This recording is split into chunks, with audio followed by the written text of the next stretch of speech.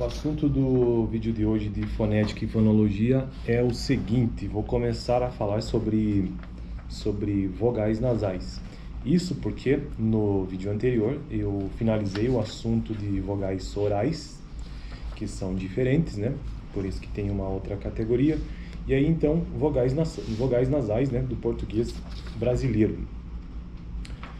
Esse é um assunto que tem um texto longo, então eu terei que fazer mais de um vídeo sobre vogais nasais. O livro que eu estou utilizando é esse aqui, ó, Fonética e Fonologia do Português Brasileiro. Caso você tenha interesse, tem um link aqui na descrição desse livro. É muito bom para você conseguir entender um pouco de fonética e fonologia, que nada mais é do que uma área da linguística preocupada em transcrever, descrever e estudar os sons da fala. E aí existem várias regras para isso, então basicamente se preocupa com isso, a maneira como nós articulamos aqui no trato vocal, na boca, né, como que isso ocorre, né, para que surjam os sons da fala, os sons das palavras que nós falamos, beleza? Então, vogais nasais. Vogais nasais são produzidas com abaixamento do véu palatino, permitindo que o ar penetre na cavidade nasal. Bom, então eu já tenho que parar por aqui, porque eu já gravei vídeo no canal, inclusive, sobre isso, sobre o trato vocal. Porque na produção de vogais e consoantes você precisa utilizar vários articuladores passivos e ativos da sua boca. Então pode pensar até na consoante, nós estamos falando de vogais, né? Mas só para você ter uma ideia do que eu estou querendo dizer. Então pense na palavra bola. Veja que você tem uma consoante, o B, né? Então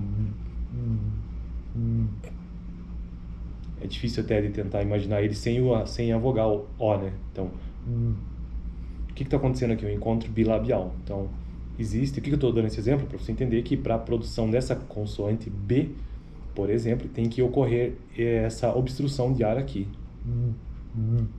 Daí, com uma vogal, se torna BO.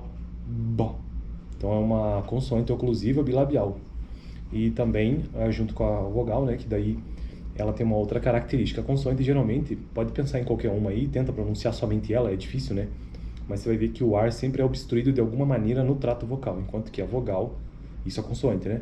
Enquanto que a vogal A, E, I, O, U, ou A, E, I, O, U, que são as 7 vogais orais do português brasileiro, elas trafegam, elas circulam, né? São produzidas no trato vocal e o ar circula livremente, então elas passam sem nenhum tipo de obstrução. Beleza? Então, vogais nasais, já que deu para ter uma ideia do que seja essa primeira parte que eu falei do trato vocal. Por que eu estou falando disso? Porque vogais nasais são produzidos com abaixamento do véu palatino, permitindo que o ar penetre na cavidade nasal. Então, dentro do trato do trato vocal, existe uma região que se chama véu palatino. Aliás, existem várias regiões, né? Então, existe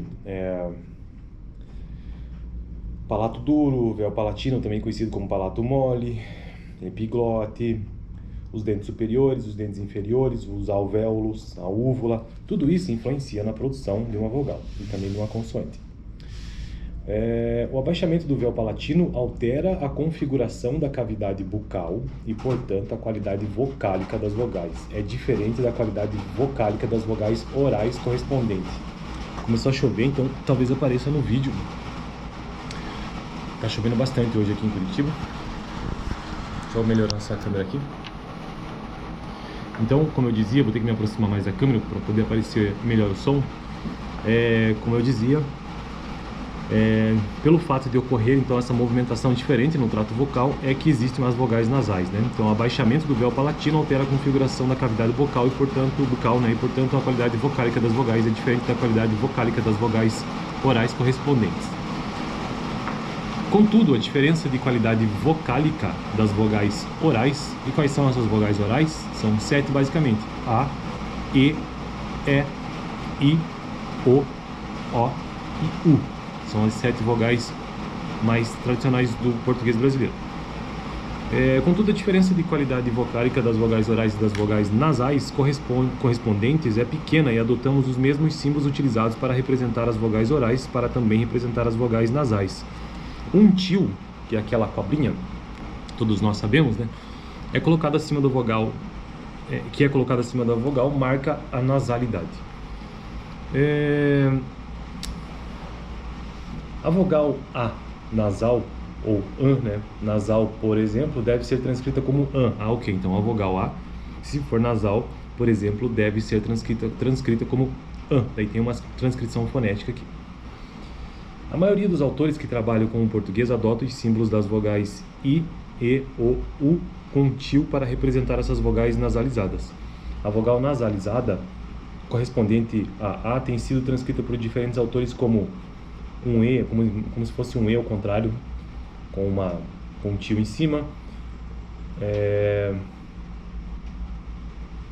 Ah, tá, ele está dizendo que a vogal A ela tem diversas transcrições, é isso que ele está querendo dizer aqui. E sabe que eu não tinha reparado nisso?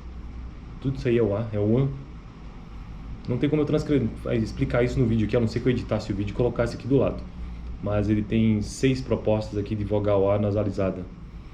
Bom, aqui eu uso mais, já usei na disciplina de fonética e fonologia, é o AN, é o A normal mesmo, com um til em cima. E o mesmo A de final de palavra, geralmente. Só que ao contrário, assim, ó.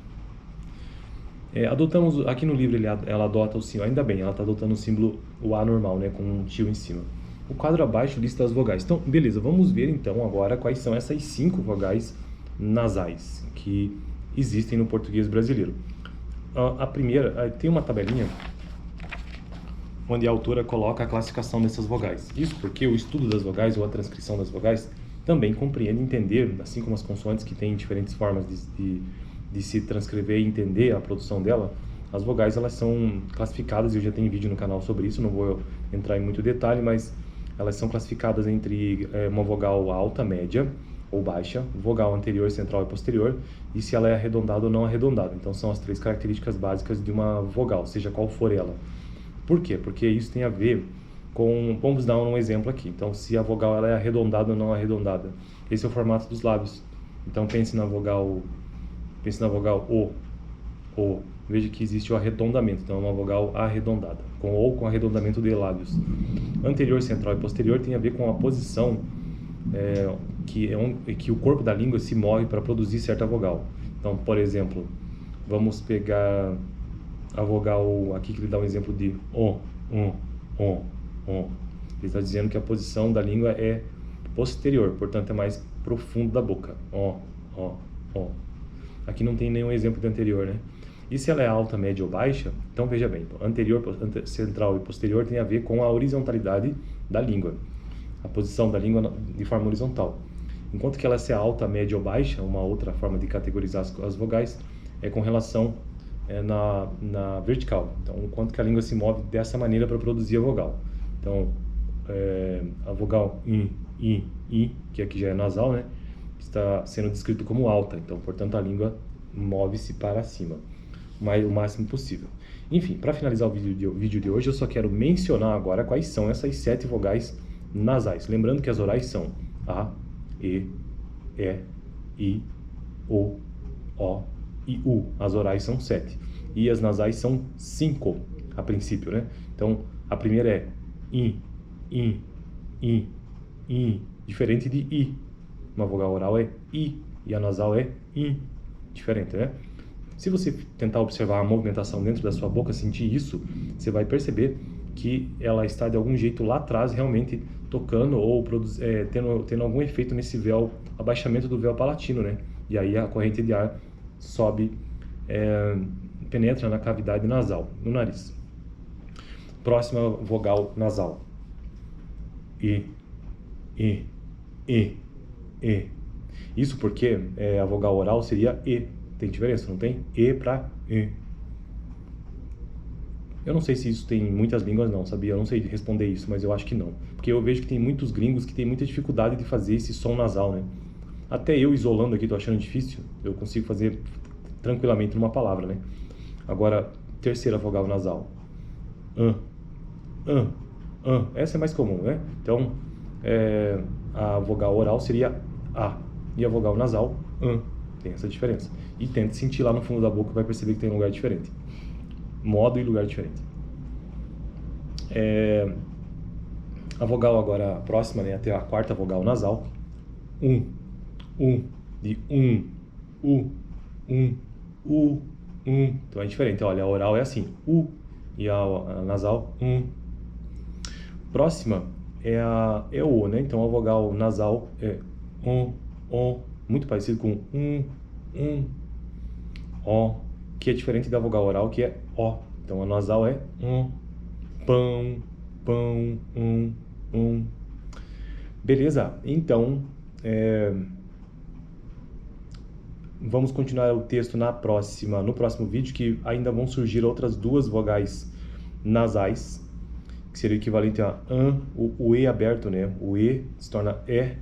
Parece que existe também uma vogal nasal para isso, mas isso eu vou deixar para o próximo vídeo, porque este aqui já está ficando longo demais. Beleza? Só quero fazer a menção de um último texto bem rápido sobre o véu palatino. Veja bem. Para observarmos a posição entre um segmento oral e um segmento nasal, devemos nos concentrar na posição do véu palatino, como eu já mencionei. Para isso, podemos acompanhar o que acontece com a úvula, que é aquela carne, pois ela localiza-se no final do véu palatino, ou no palato mole. A úvula é comumente chamada de campainha, aquilo que tem lá na garganta, né? É aquela gota de carne que vemos quando observamos a boca de uma pessoa aberta, por exemplo, para ver se a pessoa está com dor de garganta, tal.